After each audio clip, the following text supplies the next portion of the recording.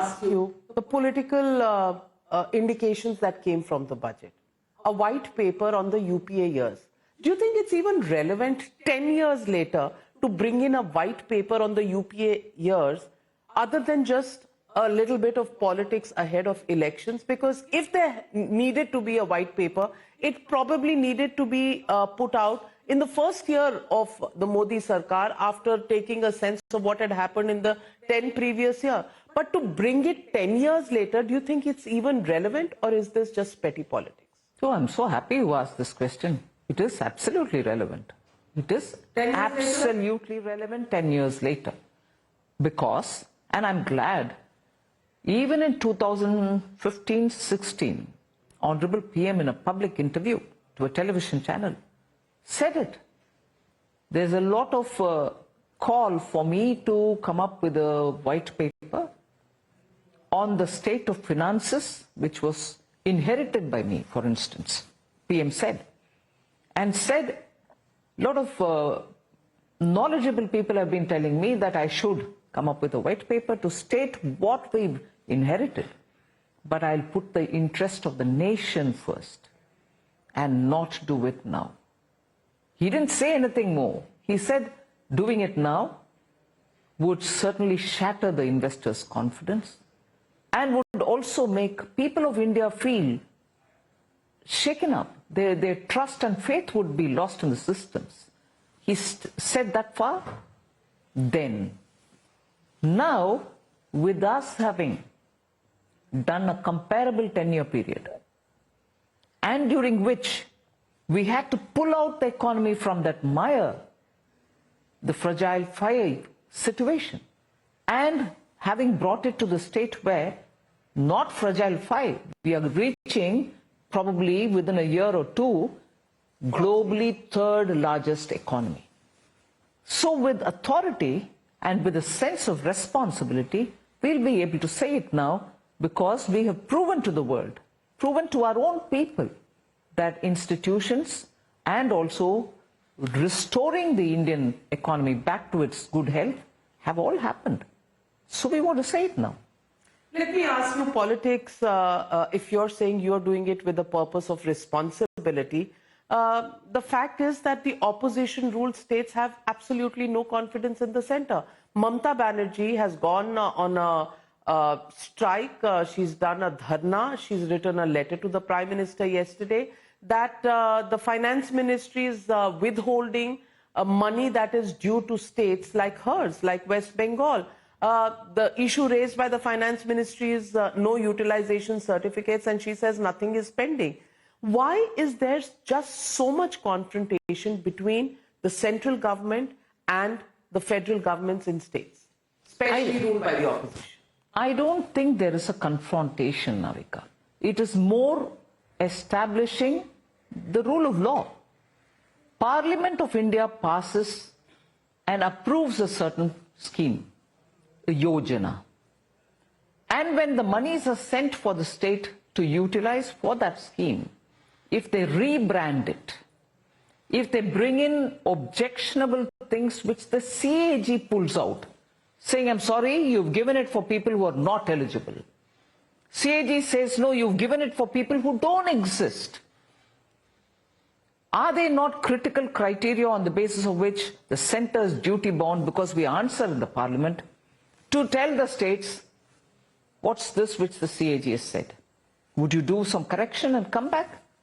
They sit over it, they deny it, and then when they try to correct it, they don't do a complete job of it.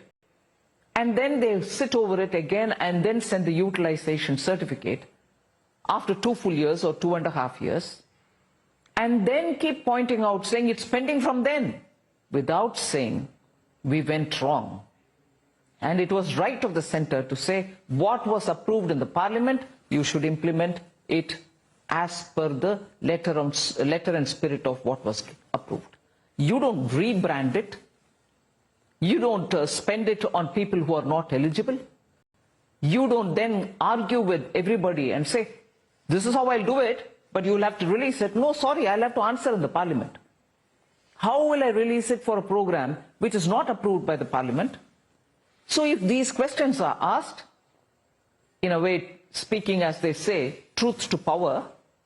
No, it's not like that. It's confrontation. Center is stopping. You're doing wrong, yeah? Truth to power can be done by people who are not in power. People like us can question truth to power. But you are the Union Finance Minister. Your, stating or giving any diktats to a chief minister is not truth to power. Because you media don't ask the truth to power question to those people. You keep asking us. We are boycotted by those. I'm asking through you. Is it not true that it was rebranded? Is it not true that you tried putting names of people who don't exist in the villages? Or is it not true that your utilization certificates came so late sometimes? And when you rebrand it and launch it to your favor, we'll have to just sit and watch. It's about the name. Mamata Banerjee versus Modi name. That's the problem. It's also, there's no Modi name. It's PM. There's no Modi name here. All right, fine. But that is one thing.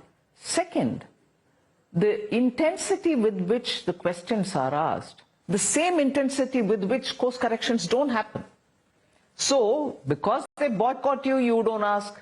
And when we ask and we stand up in the parliament with the records and say this is what is going on, no, we won't hear your answer, we'll walk out or bang or thump on the desk and call us names and go away. I want them to, as to how their schemes are all distorted and they want us to go with the malpractice there. I'm sorry, no. We don't do malpractices, nor would we accommodate that. There is also a statement that came from Mr. D.K. Suresh, Member of Parliament from the Congress Party, who said southern states contribute so much to the tax kitty and they get nothing in return because everything is redirected to the northern states, obviously hinting at your stronghold areas in the Hindi heartland. And he said that it's possibly time now for southern states to join together and make a separate country. How do you respond to a statement of that kind? We completely condemn this statement. Come what may, whatever be the context. And this is an honorable member in the parliament, he's a sitting member of the Lok Sabha. Has he raised this question in the Lok Sabha ever? Has he got replies from the ministers? And if he had the data with him, would he say that his apprehension was wrong? The formulation for sharing revenue is given by the Finance Commission. How much goes to which state? And when does it go? We follow that to the last cross of the T and dot of the I. If I've violated even one day by 1 hour, ask me. But even, let's for a moment think that no, probably there was something which is not given. Would you then call for a separation of southern states from the Union of India? Didn't he swear on the constitution when he entered the parliament?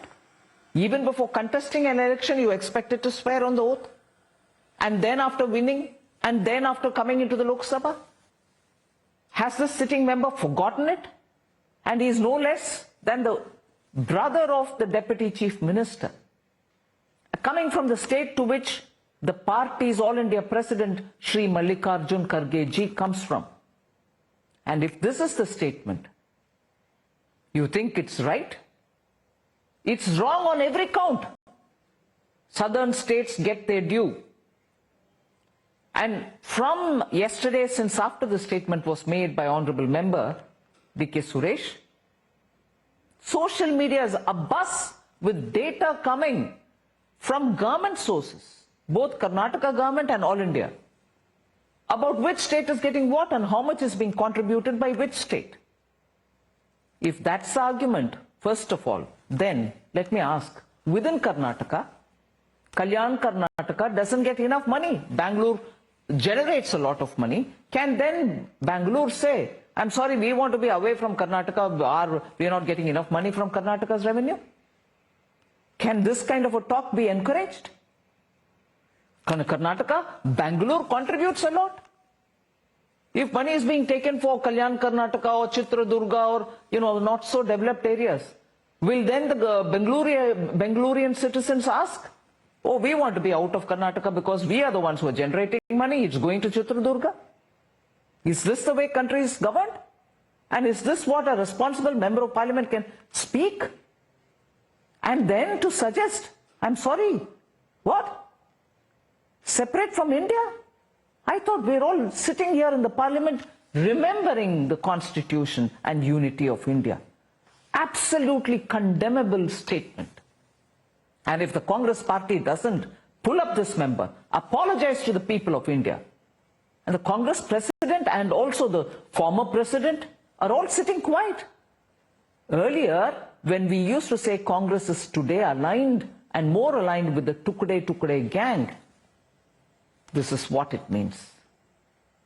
India ko tukde karo, isi raste pe chal rahi hai Congress.